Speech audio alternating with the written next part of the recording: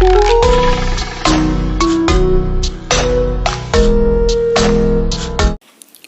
Friends, welcome back to my channel. ఈరోజు నేను మీకు గులాబ్ జామున్ చేసుకునేది ఎలా చూపిస్తాను.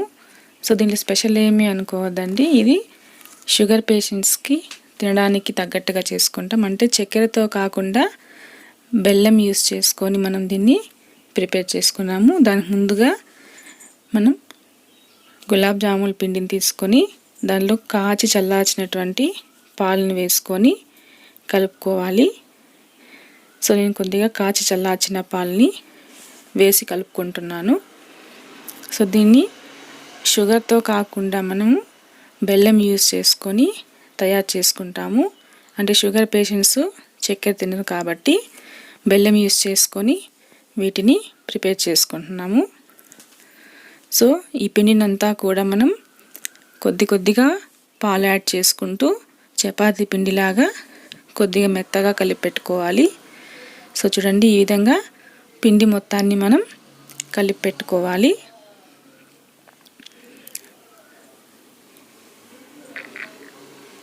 సో ఈ విధంగా కలిపి పెట్టుకున్న తర్వాత మనం ఒక 5 to 10 minutes అలానే పక్కన పెట్టేసేయాలి.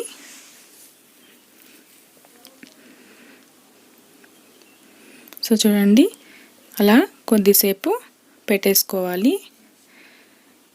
సో 5 to 10 minutes తర్వాత ఈ పిండి అన్నిటిని మనం చిన్న ఉండలుగా చేసుకోవాలి. సో పెద్దవి చేసుకోవద్దని, చిన్న ఉండలు చేసుకోవడంలో మనము బెల్లం పాకంలో వేసినప్పుడు ఆ సిరప్ని అంతా కూడా మనకు అబ్జర్వ్ చేసుకొని కొద్దిగా పెద్దగా అవుతుంది కాబట్టి చిన్న బాల్స్ లాగా చేసుకోవాలి. సో చూడండి, ఈ విధంగా క్రాక్స్ లేకుండా చిన్న బాల్స్ లాగా మనం చేసుకోవాలి. సో నా ఛానల్ని ఇంకా సబ్స్క్రైబ్ చేసుకొని వాళ్ళు సబ్స్క్రైబ్ చేసుకోండి, లైక్ చేయండి, షేర్ చేయండి, పక్కన బెల్ ఐకాన్ని క్లిక్ చేయండి. నేను చేసే వీడియోస్ మీకు నోటిఫికేషన్ ద్వారా వస్తుంది.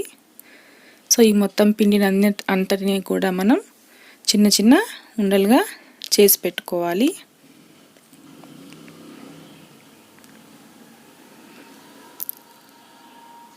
సో చక్కెర కంటే కూడా బెల్లంతో చేసే ఇంకా టేస్టీగా ఉంటుందండి మనకు. మీరు ఖచ్చితంగా ట్రై చేయండి. సో ఈ పిండి అంతటినీ కూడా మనము ఈ విధంగా బాల్స్ లాగా చేసి పెట్టుకోవాలి. నెక్స్ట్ మనం దీనికోసం సిరప్ని ప్రిపేర్ చేసుకున్నాము.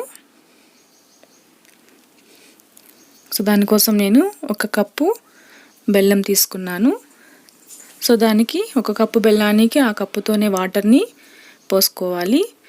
సో ఈ బెల్లం అంతా కరిగిన తర్వాత మనకు ఈ సిరప్ అనేది మనకు ఎక్కువగా ముదురు పాకం కాకుండా కొంచెం జిగురుగా ఉన్నంత వరకు మనం దీన్ని బాయిల్ చేసుకోవాలి.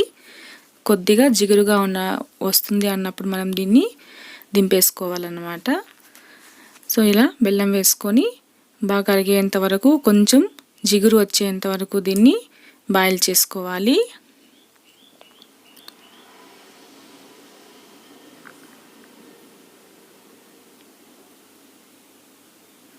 సో బెల్లం అంతా కరిగిపోయిందండి. ఇది కొద్దిగా చిక్కబడుతుంది అన్నప్పుడు మనం దీన్ని దించేసుకోవాలి. సో దాంట్లో మీకు ఒక 4-5 ఏలకలు వేసుకోండి, ఫ్లేవర్ అనేది బాగా ఉంటుంది కాబట్టి. సో చూడండి, కొద్దిగా చిక్కబడింది, కొంచెం జిగురుగా వస్తున్నప్పుడు దీన్ని దించి పక్కన పెట్టేసుకోవాలి. సో ఈ పాకం అంతా చల్లబడేంత వరకు మనం పెట్టుకోవాలి. సో ఈలోపు మనం ప్రిపేర్ చేసుకున్న బాల్స్ని ఫ్రై చేసుకున్నాము.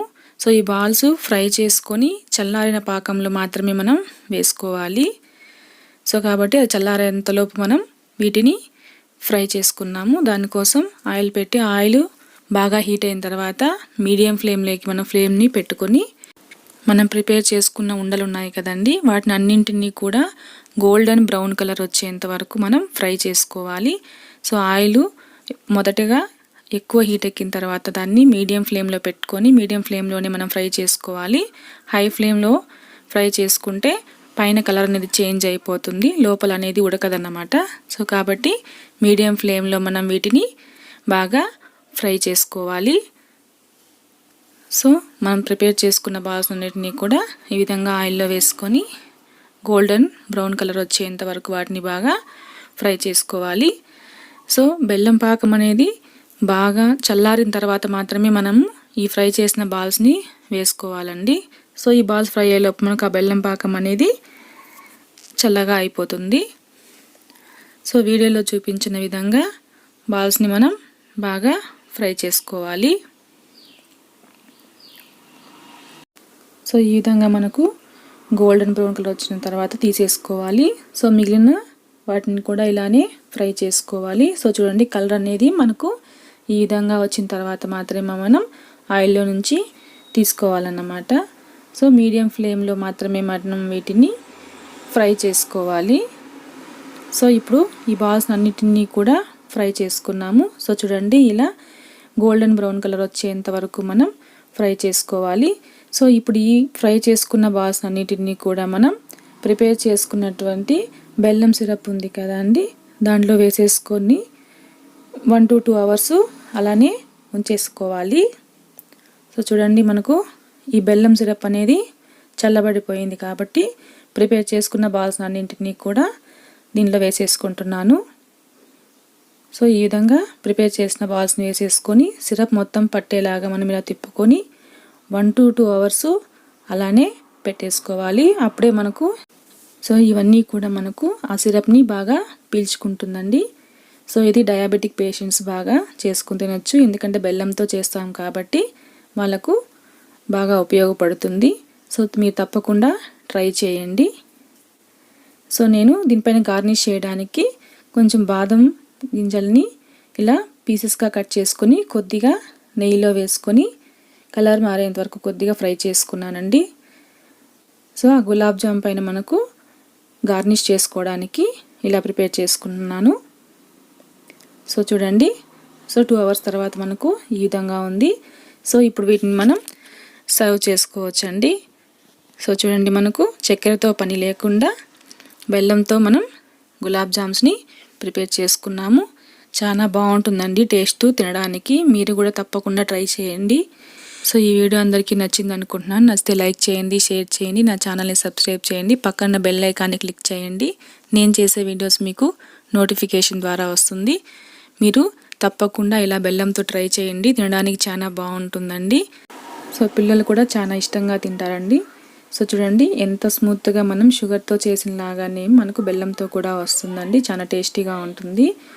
సో ఈ వీడియో అందరికీ నచ్చింది అనుకుంటున్నాను. Thank you for watching. Bye bye friends.